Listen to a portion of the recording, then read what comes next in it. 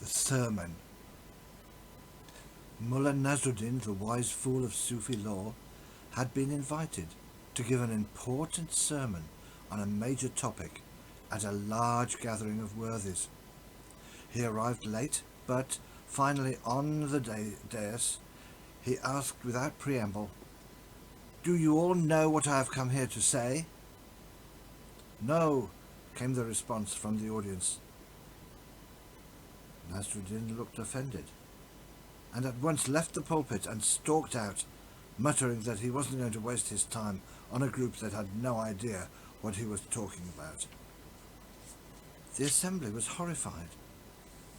A delegation was sent to find Nasruddin before he could mount his donkey and ride away. They appealed to him to return. After a long discussion, Nasruddin entered the pulpit. Scowling, he asked, "Do you now know what I have come here to say?" "Yes," shouted the gathering, almost in unison. Looking even angrier, Nasruddin again abandoned the stage and stalked out, shouting, "Why should I waste my time telling you something you already know?" Once again the delegates from the audience stopped Nasruddin and begged him to return. Reluctantly, he let himself be led back to the lectern. "Now do you know what I have come here to say?" he asked. Half the voices in the audience called out, "Yes," while the other half said, "No." They were desperate not to offend the preacher again. Nasruddin looked solemn and said quietly, "I think you should avoid all this bother of visiting preachers. You know, why don't the ones who know what I have to say just tell the other ones who don't?"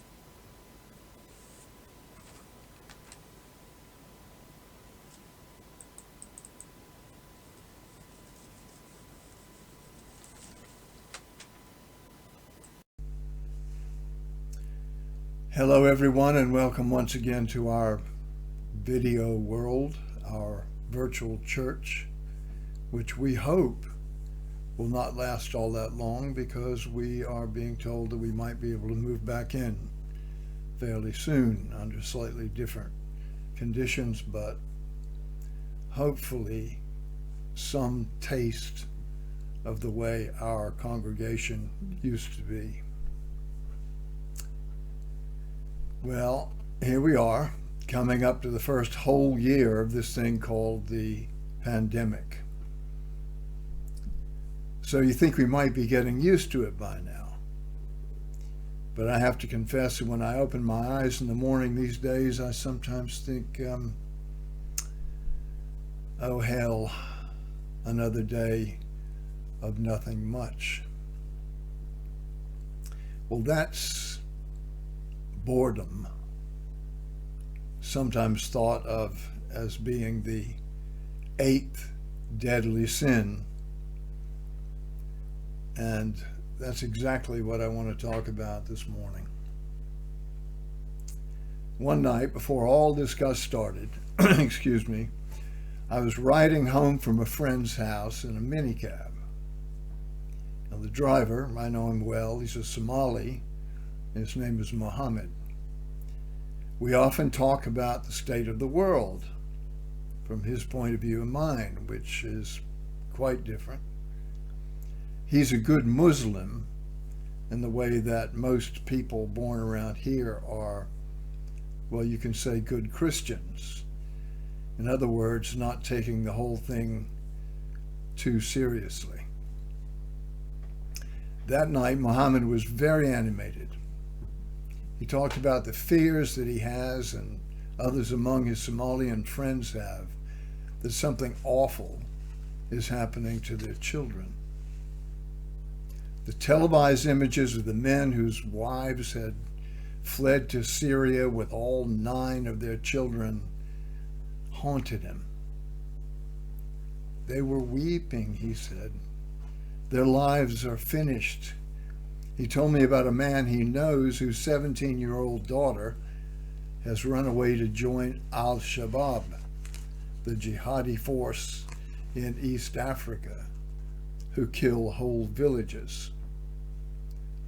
He's crazy now, said Muhammad. He doesn't know anyone. He lives on tablets. Then he looked at me over his shoulder and he said, why? Why do they go?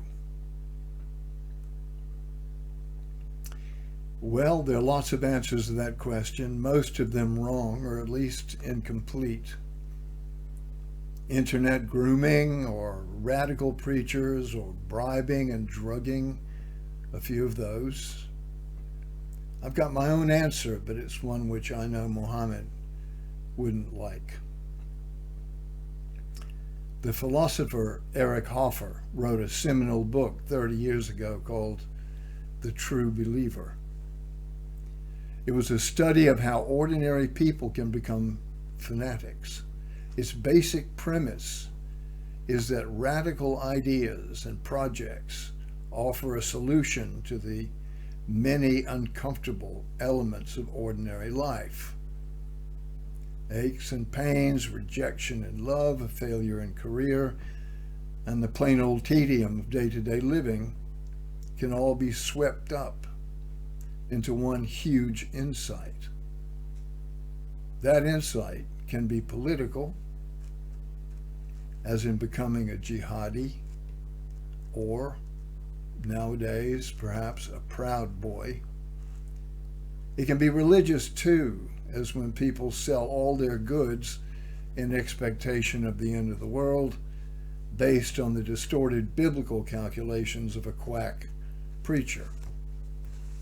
Or it can be the call to jihad, the mission to the building of the earthly caliphate, which will end exploitation of all Muslim lands and bring justice and a state of Islamic paradise to the earth.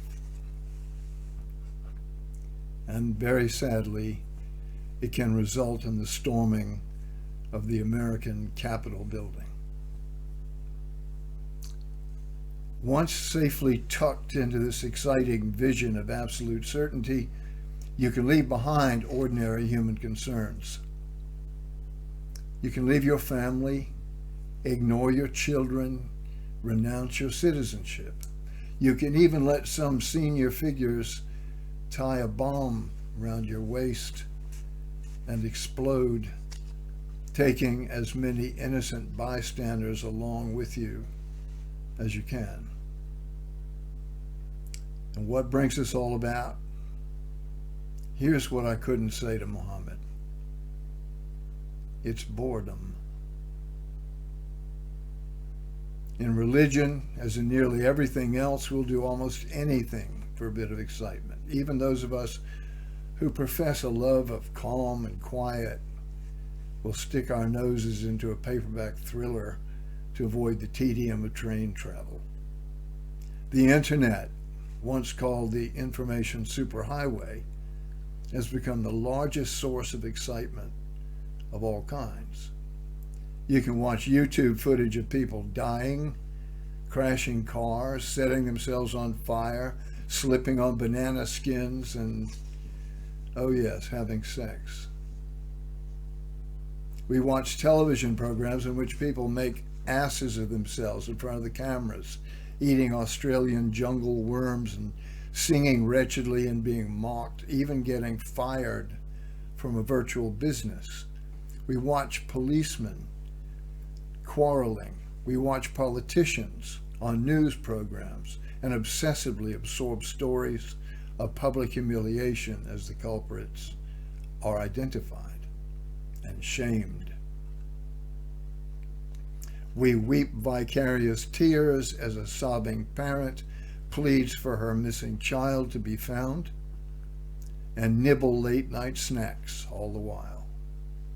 Our cerebral cortices are pumped full of the equivalent of informational steroids. and the excitement lasts from first rock classics on the bedside alarm radio till the thriller falls from our fingers once we're tucked in bed. We are all excitement junkies, whether we know it or not. This kind of stuff is all around us. Remember the Hale-Bopp comet people who killed themselves because a new heavenly body had been spotted by some astronomers? Or maybe you remember the deadly Kool-Aid of the James Jones followers in Guyana. Doom, catastrophe. It's exciting. It offers a relief from, well, yes, I'm talking about that thing that is often called the eighth deadly sin. A relief from boredom. Blaise Pascal once made a statement which has always intrigued me. He said, "All men's miseries derive from not being able to sit in a quiet room alone." Consider that for a moment. Not being able to sit in a quiet room alone. Sitting in a quiet room was one of the first punishments I ever received as a child. Sitting somewhere with just your own thoughts for company, while somewhere else all sorts of wonderfully exciting things may be happening. Yes, children can daydream and fantasize. They can see horsemen in the clouds, so can we. But the grip of an Xbox console in your tiny hands beats that all hollow. The quiet of solitary confinement is what prisoners will do almost anything to avoid. It's what sensory deprivation experiments revealed to be the fastest way to drive someone mad. Even a short time away from sensory excitement is enough to elicit confessions that bamboo slivers under the fingernails and electric shock won't. And yet, we hear the voices of the truly great teachers of humanity from the beginning. People like Julian of Norwich and Hildegard of Bingen and Teresa of Avila. Those three in particular, those saints, all lived for many years in cells. Jesus went out into the desert. Buddha withdrew for the practice of perfect meditation. And my own hero, Meher Baba, spent years in seclusion, sometimes in a room no bigger than a ping pong table. Many of these great souls have indicated what we seem to say so often in our congregation. Everything we need is already present in our meditations if we but knew how to hear it. What lies between us and a state of awareness? Well, not fear, not distraction. These are products. These aren't causes. That wall is boredom and our desire to avoid it. Elijah is one of those rather unsavory Old Testament prophets. He did more than his share of slaying competing clergy and generally getting himself in trouble with the powers that be. By all accounts, his life was anything but boring. War, power struggles, complicated religious politics kept him busy, but when it all went bad, as we're told in 1 Kings, he fled to Mount Carmel and he asked Yahweh, his tribal deity, for advice. So God sent a big windstorm and an earthquake and a forest fire.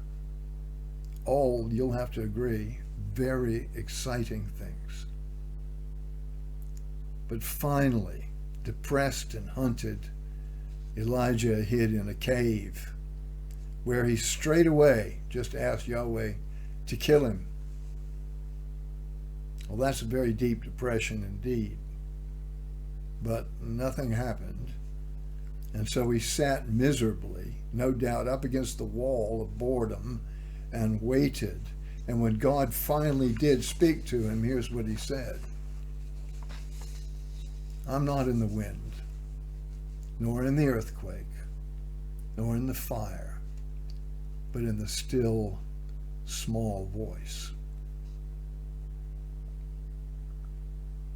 Well, whether or not we approve of Elijah and his plans for humanity, one thing about that story does stand out. The truth is never shouted. The truth is more often whispered, and it cannot be heard where excitement rules. It lies on the other side of that most dreaded of human conditions. Yes, boredom. Am I suggesting that we should trade our exciting lives, our fond projects, our sense of worldly accomplishment for some kind of stasis? Am I saying that it's not a good thing for, say, pensioners to have interests and hobbies and things to look forward to? Go ahead, you can answer that question for me. Of course, I'm not. But my hunch is that there's a way out of here, so to speak, that doesn't necessarily involve cosmic rescue or rapture. It won't be found in our addictions and our distractions and our denials either. It's there, as the prophets and sages have all told us, virtually in front of our noses. All we have to do is overcome our dread and loathing of being bored, of experiencing nothingness, and find what is, after all, our birthright. It may not help much to realize that the new recruits to jihadi organizations and QAnon are really looking for a way out of the humdrum world we all inhabit. We can't rob the holy war of its excitement any more than we can make ordinary life in the UK a substitute for the glorious struggle against the so-called deep state. But passionate movements wax and wane like tides. And it may well be that the blessing of boredom is stronger than the thrill of adventure. It may be that the lure of excitement ultimately gives way to the strong, healing grip of the life more ordinary, where the still, small voice is most likely to be heard. I've recently been accused of being too optimistic in my sermons. I don't mind. I rather like that.